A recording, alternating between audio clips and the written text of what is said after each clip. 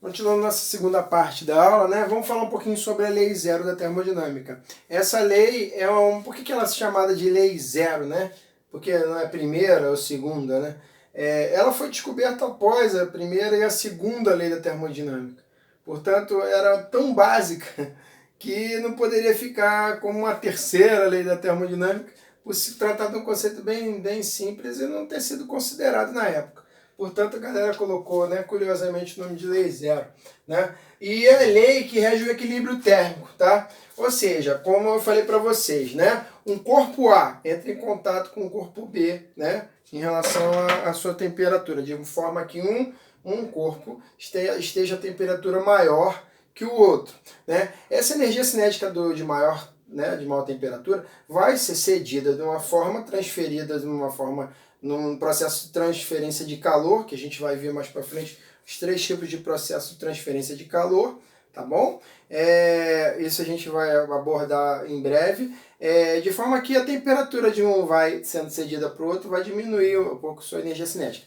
Contanto, o outro que vai receber vai aumentar, né? Uma bela hora, a transferência vai ser feita de forma que, quando esse transferir e tiver uma temperatura T igual a outra, essa transferência de calor ela cessa, tudo bem? E o momento que ela cessa, tá? A gente fala que atinge o equilíbrio térmico. Esse é o princípio, por exemplo, dos termômetros, né? Termômetros, né, de vidro, bulbo de vidro, né, que a gente compra em farmácia facilmente, a gente coloca embaixo né, daqui da criança, do bracinho da criança, e fica guardando, né, a temperatura um tempo. Por que a gente fica guardando aquele tempo, né,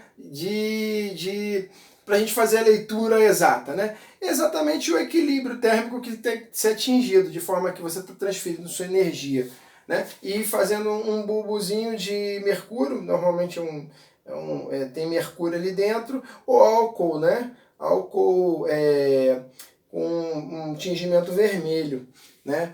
E aí aquilo vai sendo transferida a energia do seu corpo para o vidro, né? Para, consequentemente, para o líquido que tem ali dentro daquele bulbo de vidro, né? E aí aquilo vai dilatando. Chega uma bela hora que aquilo para, né? E aí tem uma marcação, né? E aí você vê, a pessoa está febril ou não, 37, 38, né? Febril ou 36,5, não está febril, né? De forma que a gente, quando é transferido e ali para, né? Para de dilatar, a gente percebeu que aquele bulbo ali, né? Aquele líquido que está ali dentro, equilibrou com o seu corpo, e aí você consegue fazer leitura da sua temperatura através desse fenômeno, tá? De equilíbrio térmico, né? Por isso que a gente tem que deixar um tempo, ok? Então, o que fala aí a lei zero da termodinâmica, né? Se um corpo A está em equilíbrio com o corpo C térmico, ou seja, estão à mesma temperatura, então a temperatura de A, temperatura de C, de forma que TA é igual a TC. Se a temperatura do corpo A está igual à temperatura do corpo C e a temperatura do corpo C está à mesma temperatura do corpo B, né? Logicamente, né? O que vai acontecer com esses dois aqui, né?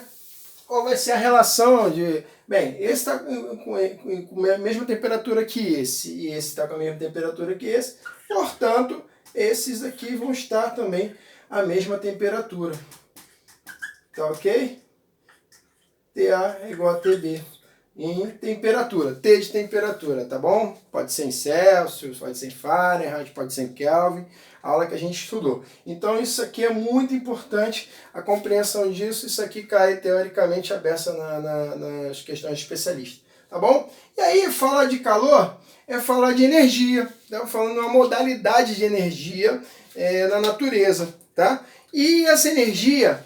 Toda a energia que a gente já teve uma familiaridade, a gente tem uma unidade no Sistema Internacional que é o Joule, tá? Energia está em joules, tá ok? Mas a gente tem o hábito de também medir essa energia na calorimetria, né? Com uma unidade que, né?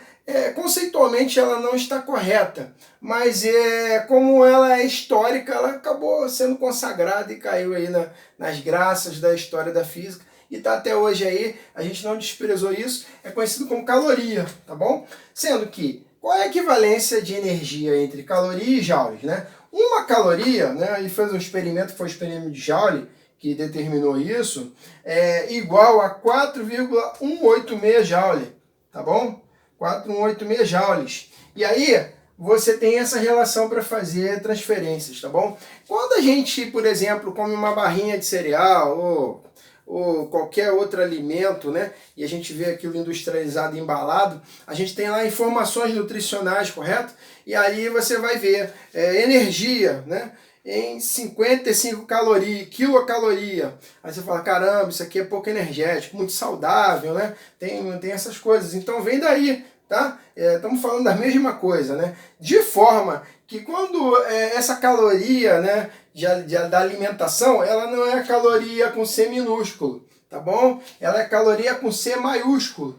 E o que isso quer dizer, professor? Uma caloria com C maiúsculo, eu poderia chamar de 1 quilocaloria com C minúsculo.